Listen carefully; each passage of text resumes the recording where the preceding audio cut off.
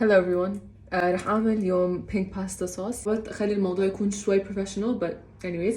على فكرة الريسبي كتير سهلة، مكوناتها كتير سهلة، فيكم تعملوها مع أي نوع معكرونة. رح أقلكم خطوة بخطوة شو تعملوا. أول شي رح نلبس الجلوفز لأني رح أضطر استخدم بصل وثوم. هلا رح نبدأ بسم الله.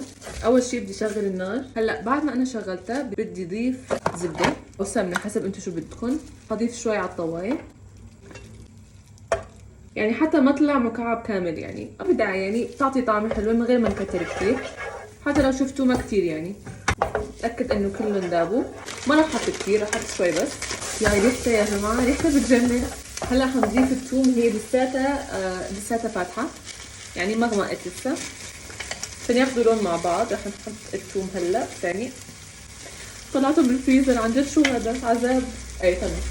هلا رح نخرجكم. هلا صار في لون حلو، فينا نضيف عليه صلصة. الصلصة استعملته بتاعت مكرونة من ميجروس، فيكم تجيبوه. راح احط معلقتين بالضبط، معلقتين كبار بالضبط هيك.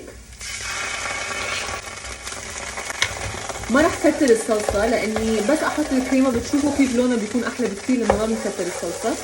وراح احركها من غير مي هلا، بس هيك بدي شوح الصلصة على النار. بتعطي طعم كثير حلو على فكرة مع البصل والثوم. هلا بدي احط نتفة مي، نتفة بس صغيرة هيك. على فكرة يا جماعة في ناس بتحب تحط حليب، أنا شخصيا بحب أحط مي لأني معدتي كتير حساسة، فما بحب أكثر أو أكل شي تقيل، خصوصا الكريمة أصلا تقيلة، فكل شي بهالوصفة حيكون فيها مي. جربتها بالحليب من قبل طلعت كتير تقيلة، حطيت مي. شوفوا كيف صار شكلها هيك. ضلوا تحركوا لبين ما المي بترجع تروح. هلا شو بنعمل؟ بكل بساطة بكل سهولة بنضيف بهار عليها، وعلى فكرة بهاراتها كتير قليلة هالأكلة، ما بحط كتير بهارات، بس شوية بهار. معلش هي مانا مقفولة صح؟ حط شوية بهار، شوي كتير مو مشكلة. هلا مع الكريمة أصلا بروح. وبنحط شوية ملح هيك بس، وبنضل عم نحرك. وبنرجع بنضيف عليها شوية مي، بنخلي الصلصة تغمق شوي. هيك القوام بده يكون. السر انه ما نكتر صلصة بهالاكل، انه كل ما كترت الصلصة كل ما طلعت اغمق وما طيبة. اي نوع كريمة انتم بدكم اياه، بس انا ما بحب الكريمة تقيلة، ففيها بس 18%. هلا شوي بنحط شوي. شوفوا شوي نضل نحرك هيك. هلا انا قلت شوي بس هي لحالها هيك، فمو مشكلة. هلا لونها، هلا بورجيكم لونها كيف صار. على فكرة يا جماعة هي من اسهل الاكلات اللي ممكن تعملوها وما بتاخذ وقت ابدا. مكوناتها كثير سهلة: ثوم، بصل، كريمة، زبدة، ملح، فلفل، مي او حليب بس انتم بدكم تقلوها لسه اكثر. هلا بس بنحرك لبين ما كل الابيض يصير بينك. هلا عم تفقفق، هي عم تفقفق. شوفوا كيف صار لونه حلو.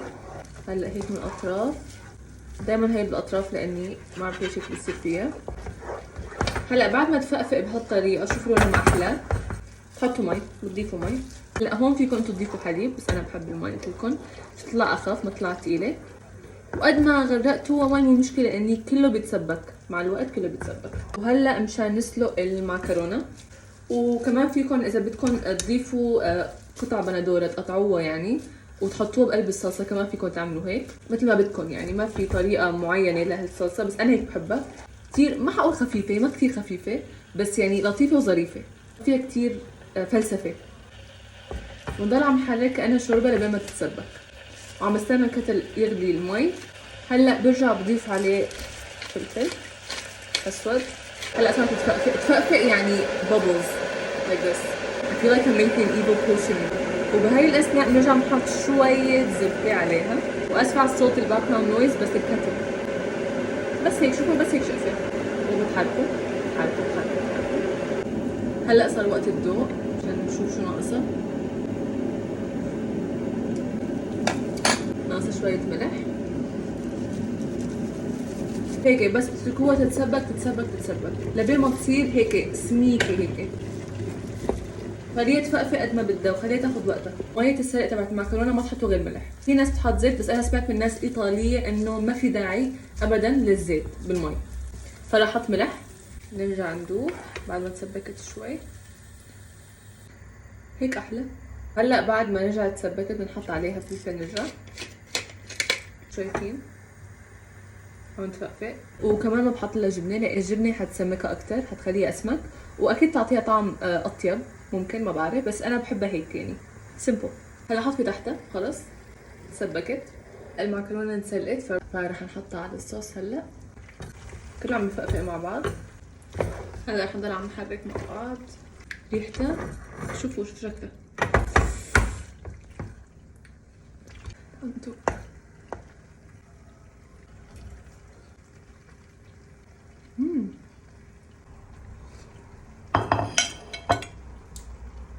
فبس هيك كانت الأكلة كتير طيبة، بنصحكم فيها. It's amazing you can see. و10 من 10 صحتين وهنا سرفا. باي باي.